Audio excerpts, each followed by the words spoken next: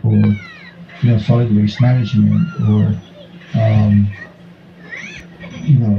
how do we handle these kinds of things? Um, yeah, and again, on the SARS-CoV side, it's the same thing. It's a surface. Um, let's say you have a face mask that's got SARS-CoV-2. There is a certain time span for that infectivity. It's going to go away after time over time. Um, in the meantime, it's there, and so the question is, if somebody touches that and then again, touches their face, their nose, and so on. Um, yeah, I understand the question. We have to be aware of the solid waste side of things too. Yeah, so it's a solid waste problem. Okay, so from Vicky Amida, from the presentation, virus likely is to stay longer in liquids, dry areas. How long can a virus live in water? And what engineering measures do you suggest to avoid contamination, especially in potable water supply, especially those that are sourced out from surface water? Yeah. So again, hopefully, if it's treated, then filter, disinfected, then it should be safe. Uh, I think all the different measures that we use to prevent contamination of source waters are the same kinds of things that we have to do. Um, for example, let's say Angat Dam, or Pantabangan. These are reservoirs, right? And so we need to be aware of how we actually um, manage the watershed. Um, um, at least for Angat and all of those other areas that are a little bit up north, we don't worry too much about. Well, we worry about it, but there's not a lot of encroachment of the watershed. It's still kind of protected. Unfortunately, when you get to watersheds that there's a lot of humans living very close to it, then there's possibility of contamination.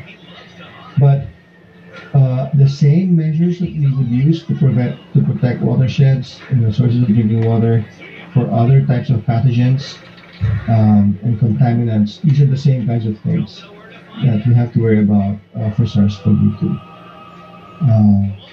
So just keeping the watershed protected and not affected by human activities. Um, you know, um, in many countries, they limit, for example, who can live in the actual vicinity of the area. Um, but again, because of space issues, sometimes you have communities very very close to the water to the reservoir. Um, yeah, hopefully there are measures to protect the watershed. Okay. Yung next two questions, combine ko na lang sila. Both of them are uh, regarding wastewater treatment facilities in medical facilities. So, from Emmanuel Herman Rosetta, in sewage system of medical facilities and quarantine areas, would the COVID-19 thrive if the sewage is not treated? Can this cause the building to be compromised and transfer the virus to others? And then the related question from Rowena Tapar, what is the minimum requirement for a wastewater facility in a hospital? How does it differ from a residential wastewater facility? With the pandemic that we have right now, is there a need to revise the standard design for the residential wastewater facility? Yun lang. Yeah, that's a lot of different questions. Let's see. So typically, and this is a problem of implementing and enforcing the regulations, right? So typically,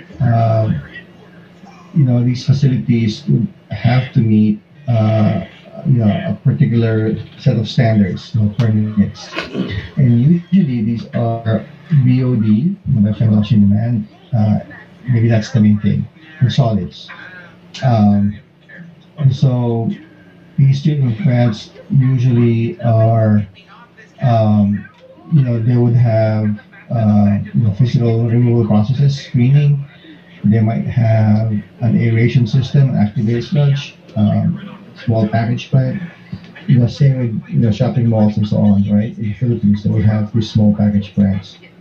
Um, but they are basically regulated for BOD and maybe solids, BOD and solids, right? Maybe not for nitrogen, maybe not for phosphorus.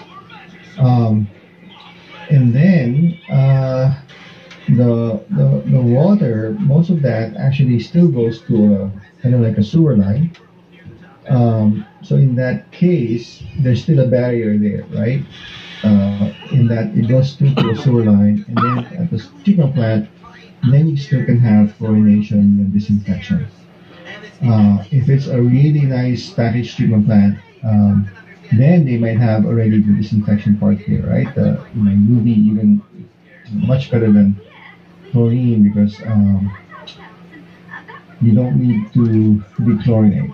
Because for wastewater, when you chlorinate, you have to take out the chlorine actually before you put it back into the receiving body of water. That's different from a drinking water treatment plant where the chlorine you want it to stay in the water.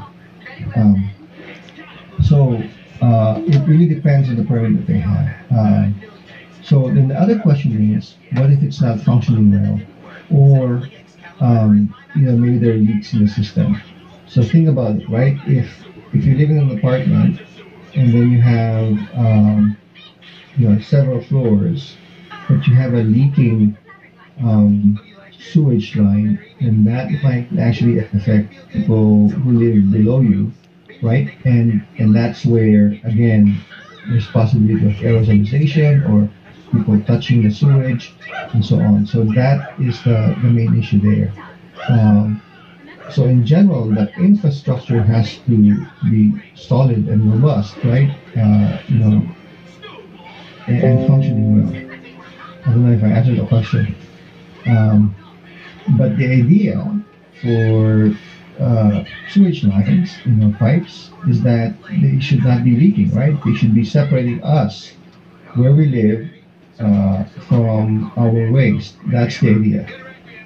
And if pipes are leaking, then that means the sewage is getting into the building somehow.